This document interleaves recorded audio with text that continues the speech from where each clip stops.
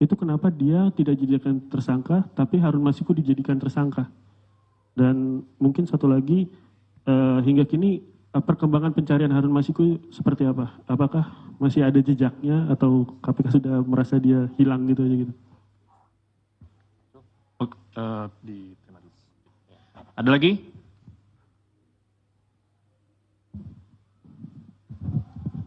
Selamat sore Pak Ketua, Pak Setio, Pak Asep, dan Pak Tessa. Saya Rian Pak, malam ya, dari CNN. Mau bertanya Pak, ini kan kalau untuk materi kayaknya udah kebuka semua oleh Biro Hukum di Praper kemarin Pak ya.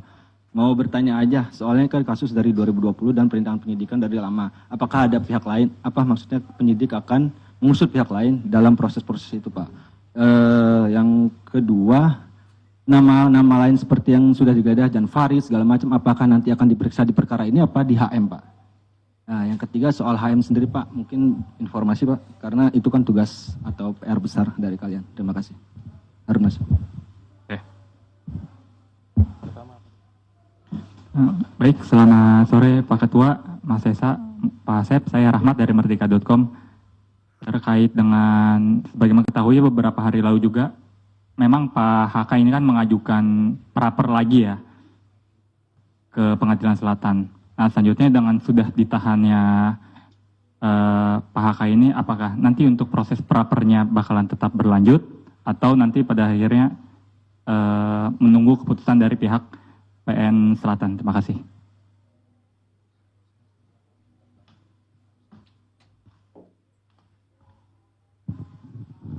Baik, terima kasih Mas Tessa, Pak Asep, dan Pak Setio. Izin saya Fadil dari Wartawan Kumparan. Mau bertanya terkait dengan kasus ini kan sejak mungkin terhitung sejak Pak Hasto ini ditetapkan sebagai tersangka, KPK terus melakukan pengusutan kasus mulai dari memeriksa sejumlah saksi terus menerus gitu. Dan bahkan sampai juga memeriksa seperti Yasona Lauli dan pejabat Dirjen Imigrasi dan saksi-saksi yang mungkin pernah jadi terpidana juga di kasus Harun Masiku. Apakah memang KPK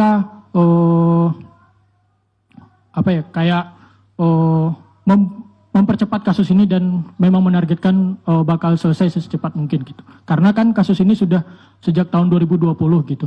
Apakah memang KPK bakal ini menunjukkan KPK mempercepat kasusnya? Terima kasih Pak. Cukup ya? Sudah terwakili ya semuanya ya pertanyaannya? Oke, kami persilakan. Ya, nanti kalau ada lagi. Siap. Baik, terima kasih. Nanti akan dilengkapi oleh Direktur Penyidikan, oleh Pak Asep Guntur. Saya hanya memberikan beberapa poin penting saja. Yang pertama terkait pemeriksaan terhadap salah satu petinggi di lingkungan partai terhadap kepentingannya. Nah ini tentu berkaitan dengan yang pertama adalah terhadap surat yang sudah dikirimkan saat itu. Ya tentu penyidik memiliki kebutuhan untuk bisa memperjelas ya surat tersebut ditujukan untuk apa, maksudnya untuk apa, sehingga dari situ bisa menjadi sebuah rangkaian dan untuk memperjelas tentang kasus posisi yang ditangani. Kemudian yang kedua juga bahwa ini untuk memastikan ya terkait saat itu Harun Masiku pada saat masuk ke Indonesia di Bandara Soekarno-Hatta dipastikan apakah perbuatan yang diduga suap itu pada saat itu bahwa yang bersangkutan memang posisinya sudah ada di Indonesia, lebih tepatnya sudah di Jakarta atau memang belum masuk, sehingga bukan hanya terhadap yang bersangkutan saja, termasuk juga kepada Dirjen Imigrasi mantan yang sudah pernah dipanggil dan diperiksa oleh penyidik. Kemudian nanti Pak Asep lengkapi ya. Kemudian masalah caleg, ya ini pastinya apakah ada keterlibatan. Kalau tidak ada keterlibatan, ya pasti tidak akan ditetapkan sebagai tersangka. Kemudian terhadap pencarian Harun Masiku sampai saat ini, ya penyidik masih berusaha secara maksimal untuk memastikan keberadaannya dan tetap berusaha untuk bisa melakukan penangkapan. Kami semuanya tentu dari KPK memohon restu, memohon dukungan dari seluruh masyarakat untuk bisa memberikan informasi manakala masyarakat mengetahui keberadaan yang bersangkutan.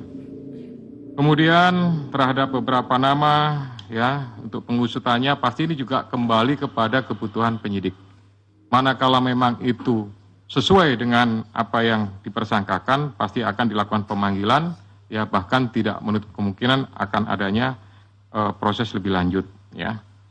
Kemudian berhubungan dengan masalah praper, ya, praper ini adalah kewenangan dari pengadilan negeri, ya untuk melakukan pemeriksaan terhadap beberapa hal yang berhubungan dengan proses penegakan hukum.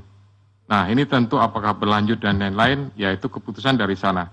Tapi pastinya dengan adanya gugatan tersebut, kami dari KPK memerintahkan khususnya kepada Biro Hukum untuk mempersiapkan tim, ya, dan mempersiapkan materi jawaban sebagaimana yang sudah dilakukan pada praper sebelumnya.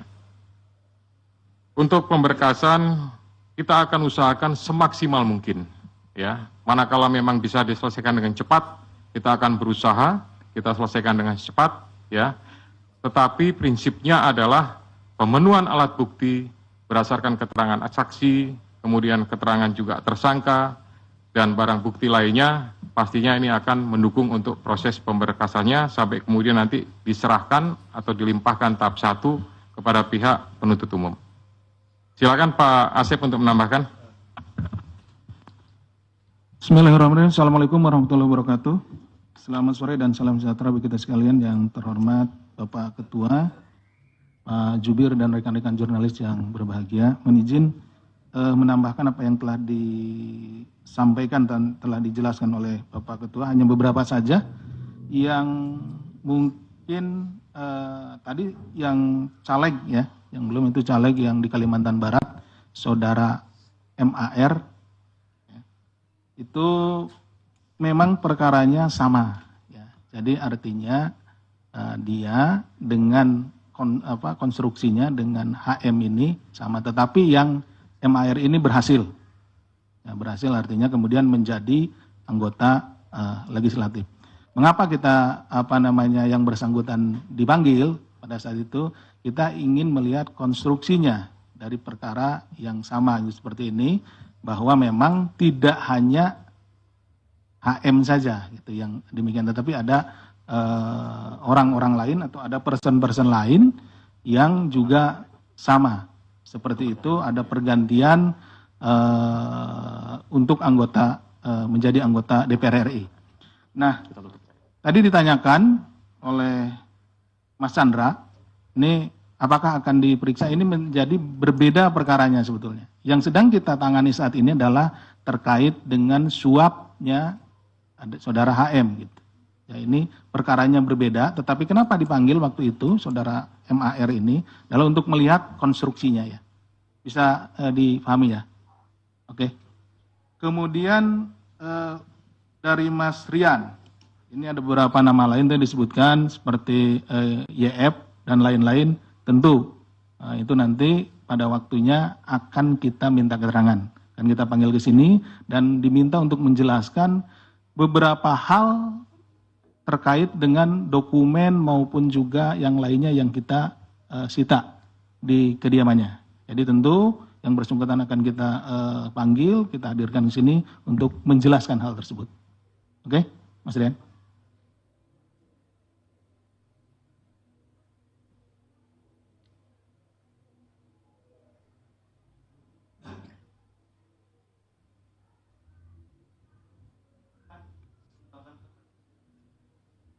Begini, kalau penanganan perkara tentu yang saat ini sedang kita tangani ini perkaranya yang Harun Masiku. Nah, kita akan fokus tentu untuk menyelesaikan perkara ini dulu, ya. Oke, Mas Rian? Oke. Demikian yang bisa kami sampaikan. Terima kasih. Assalamualaikum warahmatullahi wabarakatuh. Kami buka kesempatan lagi pertanyaan untuk perkara ini. Silakan. Saya Ruben dari Jawa Pos, Pak. Ingin bertanya Pak, pengacaranya tadi bilang bahwa pemeriksaan hari ini tidak masuk ke substansi Pak. Dan pada awal datang tadi Pak Hasto bilang bahwa kasus ini lagi-lagi dia menyebut bahwa dipolitisasi Pak. Ini bagaimana Pak? Lanjut. Selamat malam Pak, saya Fedriska dari Kompas TV. Saya ingin bertanya terkait dengan penahanan Hasto pada hari ini. Sebetulnya apa yang menjadi urgensi dari penyidik untuk melakukan penahanan? Karena kan kalau kita tahu ditetapkan Hasto sebagai tersangka sejak tanggal 24 Desember lalu, namun tidak dilakukan penahanan. Apakah proses pra-peradilan kemudian menjadi salah satu pertimbangan dari penyidik pada saat itu? Nah, untuk kali ini, kemudian apa alasan sebetulnya Hasto untuk ditahan? Apakah ada kekhawatiran dari penyidik kemudian untuk menghilangkan barang bukti atau melakukan upaya-upaya yang lain? Terima kasih Pak. Selamat sore Pak Asep, Pak Ketua, Mas Desa. Pak, satu pertanyaan aja Pak. Ini kan HM udah lari, udah buron sekitar 4 tahun lebih ya Pak. Artinya kan dia ada penyandang dananya. Apakah KPK sudah menemukan jejak kalau atau indikasi bahwa Hasto ini, HK ini sebagai penyandang dananya Harun Masiku selama pelarian Pak? Terima kasih. Lagi?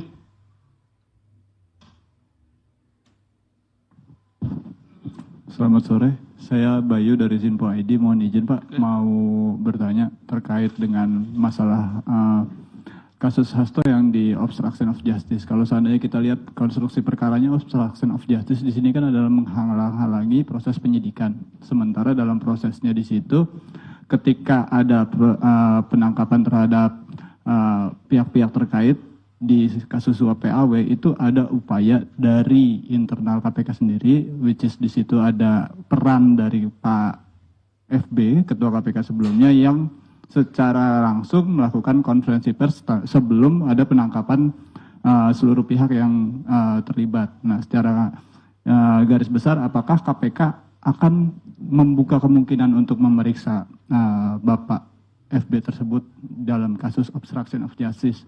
Itu yang pertama. Yang kedua, terkait masalah suap PAW, apakah ada pesanan tersendiri buat saudara HK untuk kemudian memajukan nama HM untuk masuk ke anggota DPR? Apakah ada pesanan dari pihak yang lebih tinggi dari HK gitu di dalam partainya? Apakah itu instruksi ketua umum atau bagaimana? Mungkin bisa dijawab sejauh ini Pak. Cukup ya? Ada lagi ya? Oke, silakan. Ya, baik, terima kasih. Jadi, tadi sampaikan bahwa pertanyaan hari ini tidak masuk pada substansi, gitu ya. Yang bersangkutan ini kan sudah dilakukan pemanggilan dan pemeriksaan beberapa kali, gitu. Nah, oleh karena itu ini sebenarnya bagian daripada melengkapi, kemudian nanti masih ada kesempatan yang bisa dilakukan oleh penyidik untuk melakukan pendalaman lagi, untuk melakukan pemeriksaan lagi pada saat yang bersangkutan statusnya sudah dalam tahanan. Gitu. Kemudian yang kedua, berkaitan dengan penyampaian politisasi, sampai dengan hari ini tidak ada politisasi, tidak ada hal-hal yang berhubungan dengan tersebut, ya, sehingga kami melaksanakan ini hanya berdasarkan kepentingan penegakan hukum. Kemudian jejak, ya. Ini juga kami sampaikan bahwa jejaknya memang sampai dengan hari ini belum diketahui, namun tidak mengendurkan upaya dari seluruh penyidik dan pastinya dari seluruh pegawai KPK untuk berusaha mengetahui dan mendapatkan. Ini merupakan sebuah target bagi kami untuk bisa mengetahui, mendapatkan, dan upaya terakhir pastinya nanti akan dilakukan proses penangkapan. Gitu.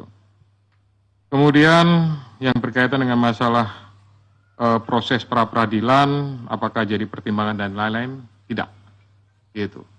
Kami semuanya, khususnya pimpinan, menyerahkan untuk waktu pemeriksaan, penahanan sepenuhnya kepada penyidik, ya, sehingga penyidik betul-betul memiliki kecukupan terhadap alat bukti atau barang buktinya, maka di saat waktu yang tepat, hari inilah maka dilakukan proses penahanan. Kemudian alasan penahanan itu merupakan alasan subjektif yang dimiliki oleh penyidik, dipertimbangkan pastinya kekhawatiran untuk melarikan diri, menghilangkan barang bukti, ya, dan pastinya kami untuk mempermudah proses penyidikan lebih lanjut, pemeriksaan-pemeriksaan, ya, juga termasuk juga nanti akan mendetailkan terhadap alat bukti, dokumen, dan lain-lain, yang segera dilakukan oleh penyidik. Kemudian halangan terhadap proses penyidikan ini, ya untuk sampai dengan saat ini, penyidik belum membutuhkan pemeriksaan terhadap pimpinan yang lama, khususnya FB, ya, sehingga sampai dengan hari ini belum terinformasi kebutuhan tersebut.